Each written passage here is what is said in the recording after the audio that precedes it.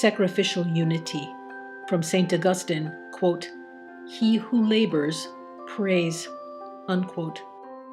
Something entirely new to this particular work was revealed during a very quiet celebration of the traditional Tridentine Holy Sacrifice of the Mass in Latin at St. Joseph's. The soul was suddenly manifested as having gone into hard labor, as the physical body had, while making reparations so many times, in particular the past 9 months, in imitation of and in union with Christ on Mount Calvary. The soul's hard labor. From Saint Teresa of Avila, quote, "Whoever has God lacks nothing. God alone suffices," unquote.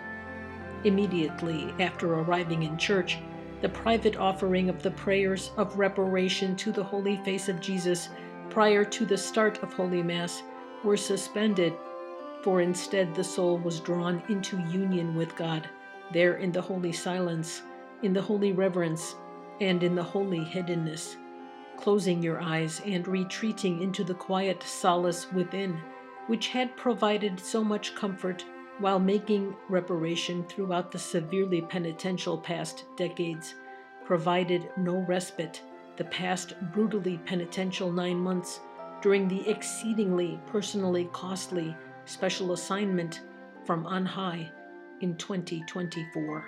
However, this did not stop you from retreating there nevertheless, when the suffering was at its absolute worst. The meditation that followed prior to the start of the offering of the traditional Tridentine Holy Sacrifice of the Mass. The last 9 months have been unlike any other in your life, and that is saying a lot considering the personal cost of this apostolic mission in modern times throughout your entire life. While meditating on the responsibility and while asking our Lord to make it possible to help provide for the needs of others as God wills while at work, the scope of the mission is manifested as unfathomably large. This inspires that the heart where God dwells is worshipped and adored, and where His will is accomplished, be opened. From this very small space, the goodness and proper caring of our triune God pour forth in immeasurable measure, in imitation of and in union with Christ's spending of Himself, as Almighty God willed in His time, through time, in our time, and until the end of time. From Saint Mary of Jesus Crucified, quote, "I see my brother selling the beloved.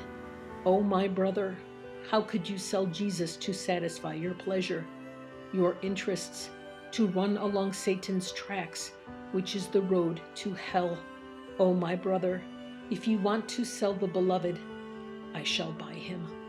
O Savior, I shall buy you with my tears, with obedience, with humility, with charity, with sacrifice, with death, and most of all with the purest love of my neighbor. If I do that, I shall be able to buy you from those who sell you," unquote. This small traditional Catholic church, named after Saint Joseph, and the place where you work helping properly care for others in need, are manifested again this morning as 2 locations in one. The apostolic mission is the same in both places, and by divine decree, your soul has entered into hard labor. So many tears fall again this morning throughout the holy sacrifice of the Mass. So happy, so relieved, and so grateful to be back after having spent the past 3 years on Mount Calvary, away from church, and unable to physically be present for the offering of the traditional Tridentine Holy Sacrifice of the Mass. God is very quiet during the Holy Sacrifice of the Mass, and this is very significant. The celebration is extraordinary and mysterious, and what is manifested to you in the quiet of the supernatural, there in the quiet of the natural, is so beautiful, beautiful, beautiful, beautiful, particularly during Holy Communion, while unified with Jesus' real presence in the Blessed Sacrament.